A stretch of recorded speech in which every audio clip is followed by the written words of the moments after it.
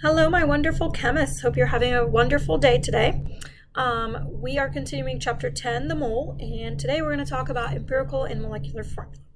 So molecular formula is formula with exact number ratio of atoms of the elements in the compound. So that's our regular molecular formula that we're used to, like for example, H2O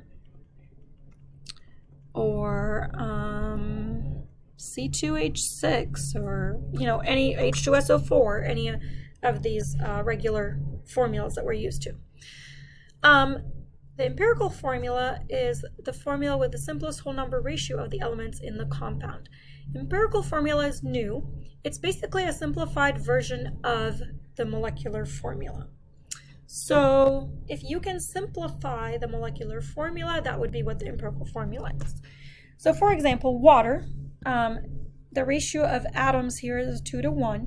You can't really simplify that anymore. And so the empirical formula is actually the same as the molecular formula for water. They are both H2O because I can't simplify 2 to 1 anymore.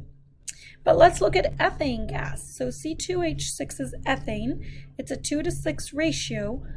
So I can simplify that to make it a 1 to 3 ratio. So the empirical formula for ethane is CH3. Now CH3 does not exist. C2H6 exists. This is the correct formula. This is a simplified version of that formula. So sometimes my empirical and molecular formulas will be the same. Sometimes they will be different, but the molecular formula is a multiple of the empirical formula. Or the empirical formula is a simplified version of the molecular formula. So why do we have empirical formula? Well, sometimes if we have an unknown compound and we analyze it, sometimes we can only get the ratio and we can't figure out what the exact number is of atoms. And so when we get the ratio, we know that there's 3 times as much hydrogen as carbon, but we don't know, is it a CH3, is it a C2H6, is it a C3H9, or what it is. So let's do some problems from worksheet 7. We're going to start with number 1. And number 1 says, what is the molecular formula of the oxide of phosphorus that has an empirical formula of P2O5 if the molecular weight is 284 grams per mole? So let's think about what we're being asked here. We know that the empirical formula for this compound is P2O5. What is the molecular formula of the oxide of phosphorus? Oxide of phosphorus just means a compound that has phosphorus and oxygen in it. So we're looking for the molecular formula, and we're given what the empirical formula is. So we know the molecular formula is a multiple of that one. So it could be the same. It could be P2O5. It could be P3O10. Or sorry, let me say that again. P4O10. It could be P6O15. It could be P8O20. It could be any multiple of it, right? So that's what we're trying to find. To find what the molecular formula is if you're given the empirical, what you do is you take the molecular weight divided by the empirical weight. Now, when we say molecular and empirical weights, these are the molar masses of the empirical and the molecular formulas. The molecular weight, the molar mass of the actual molecule, is going to be given to you in the question. So it is 284 grams per mole. So let's write that down. The empirical weight usually is not given to you in the question because you can find it. So the empirical weight would be the molar mass of the empirical formula. So you would add up 2 phosphoruses and 5 oxygens, and that's going to be your empirical weight. So let's do that together. So we have 2 phosphoruses, each are about 31 grams per mole, plus 5 oxygens, each are about 16 grams per mole. So this is my 2 phosphoruses, and this is my 5 oxygens. So the molecular or the empirical weight, this adds up to 142. So when you divide those together, you get 2. So what does that mean? Well, This is the same thing as 2 over 1, right? So if the empirical weight was 1, the molecular weight would be 2. Or you can think of it as the molecular weight is 2 times the empirical weight, which means the molecular formula is 2 times the empirical formula. So if our empirical formula is P2O5, then our molecular formula is 2 times that, so P4O10. And that's my answer. Let's do a few more.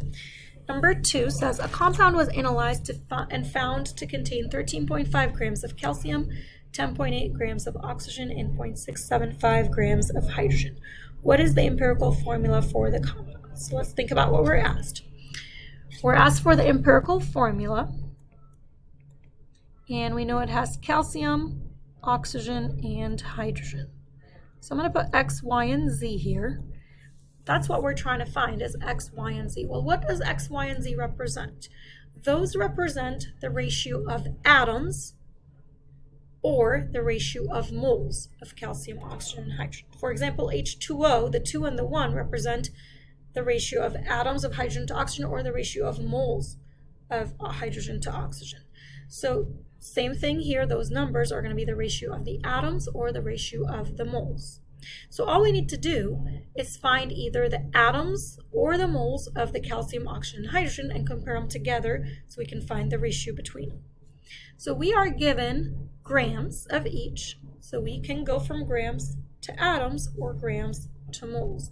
It's much easier to go to moles, so that's what I'm going to do. So I'm going to take 13.5 grams of calcium, 10.8 grams of oxygen, and 0.675 grams of hydrogen, and I'm going to convert all of these to moles.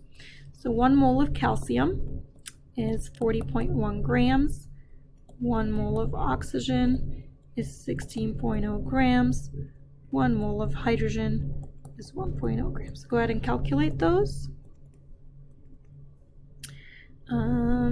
I got 0.3375 moles of calcium and 0.675 moles of oxygen. This one is the same answer, 0.675 moles of hydrogen. Okay, so then I know that my formula would be Ca 0.3375, O 0.675, H 0.675. Well, what's wrong with that? You can't have decimals in your formula, right? The formula has to have whole numbers here. And so we can't use these decimals, but we can use the ratio between them. So if you are good at math, good at numbers, look at these. If you can tell what the ratio is, that's great. If you can't tell, then what you do is you divide by the lowest number out of all of them. So out of these, the lowest number is 0.3375. So I'm going to divide all of them by 0.3375.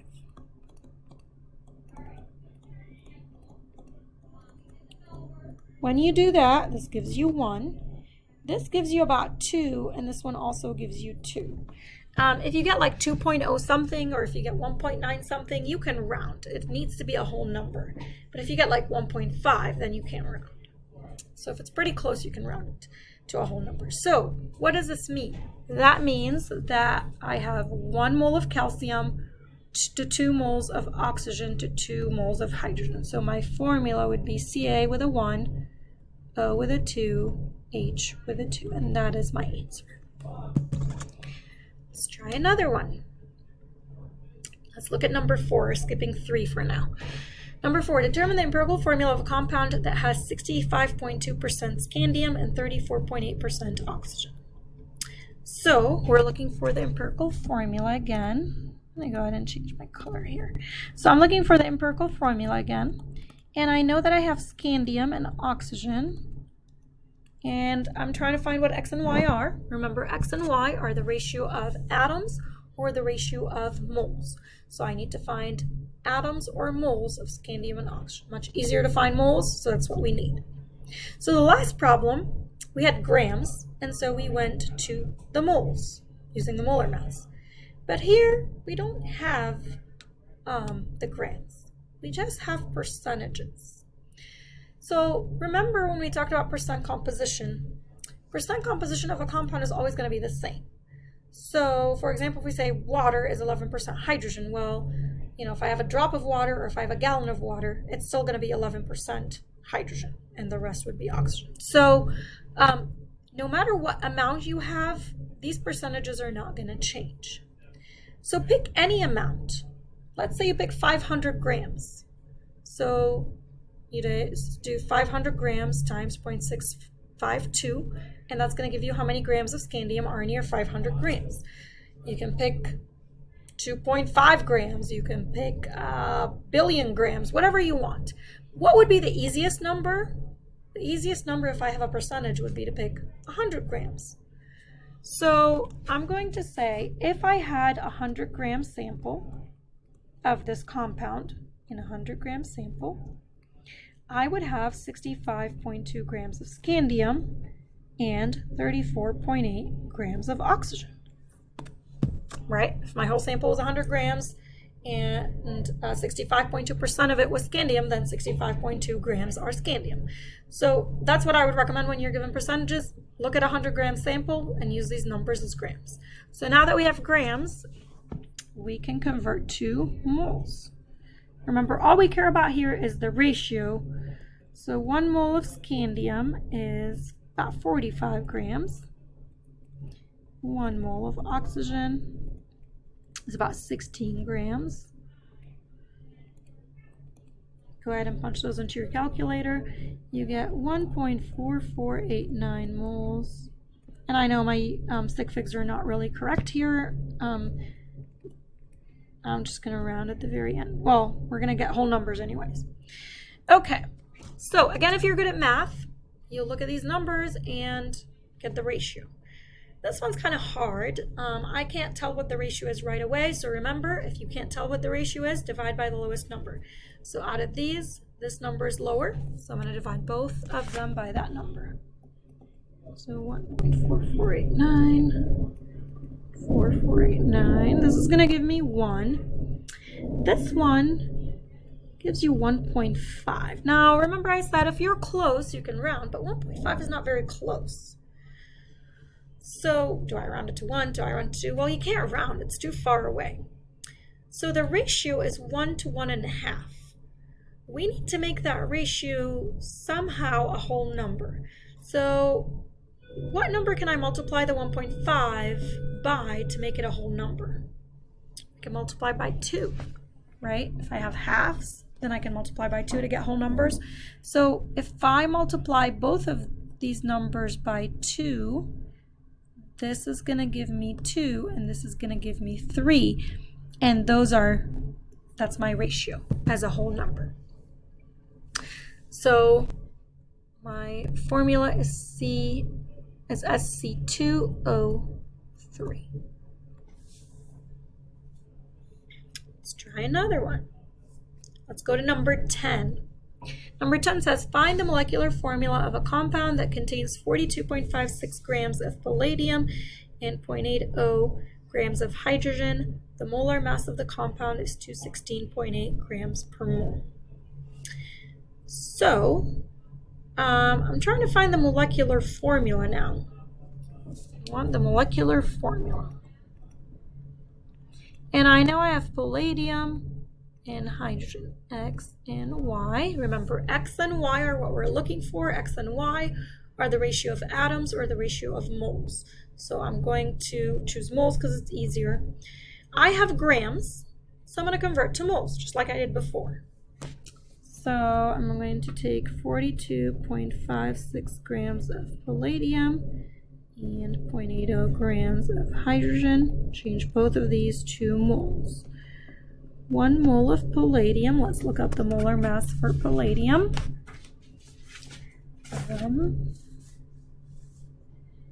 It is 106.4 grams. And hydrogen is just 1. So this one's still 0.80. This one is about 0.4.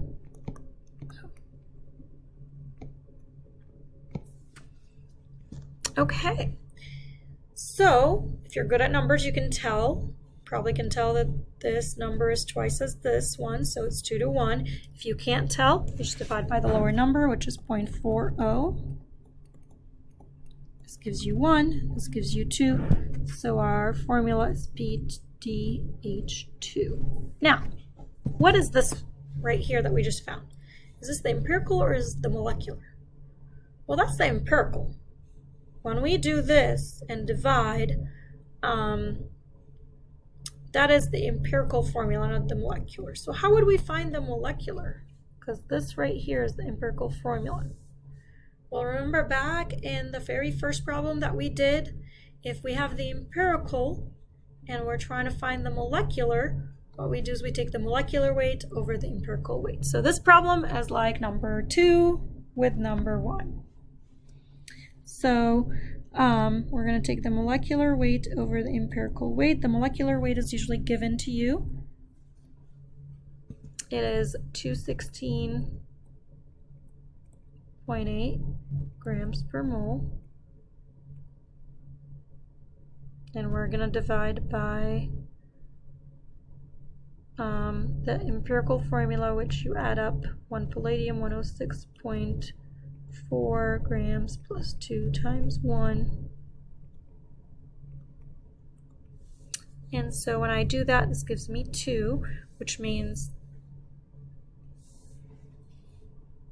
the molecular weight is twice as much as the empirical weight. So the molecular formula is twice as much, so it's PD2H4.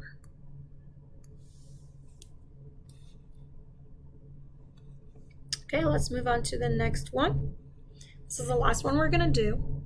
So it says glucose is 40% carbon, 6.75% hydrogen, and 53.3% oxygen, and it has a molar mass or a molecular mass of 180.2 grams per mole. What is the empirical formula and what is the molecular formula? There's actually 2 ways to do this. Let's start with the first way. So the first way is you look at your percentages, and remember when we had percentages, you look at a 100-gram sample. In a 100-gram sample, you'd have 40 grams of carbon, 6.75 grams of hydrogen, and 53.3 grams of oxygen. You convert all of these to moles. So 1 mole of carbon is 12 grams, 1 mole of hydrogen is 1 gram, 1 mole of oxygen is 16 grams. This one's going to be 6.75 moles of hydrogen. Let's see, 40 divided by 12 is 3.33 moles. And this one is also 3.33 moles. So if you're good at numbers, you can tell what the ratio is. If not, divide by the smallest number. This gives you 1, this gives you 2, and this gives you 1. So the empirical formula is going to be CH2O. So that answers the first question. The second question is, what is the molecular formula? So for the molecular formula, you take the molecular weight over the empirical weight. Molecular weight is given to you. It's 180.2 grams per mole. The empirical weight you add up. So we have a carbon, 2 hydrogens, and 1 oxygen. And the bottom adds up to about 30. So this is equal to 6. So that tells us the molecular weight is 6 times the empirical weight, which means the molecular formula is 6 times the empirical formula. So it's C6H12O6, and that is our answer. I want to show you one other way that you could do this. So if you are given the percentages and the molar mass, to find the molecular formula, what you could do is you say, in a 1 mole sample, which means in a 180.2 gram sample, you would have 40%, so 0.4 times 180.2 grams. That's going to be what your mass of carbon is.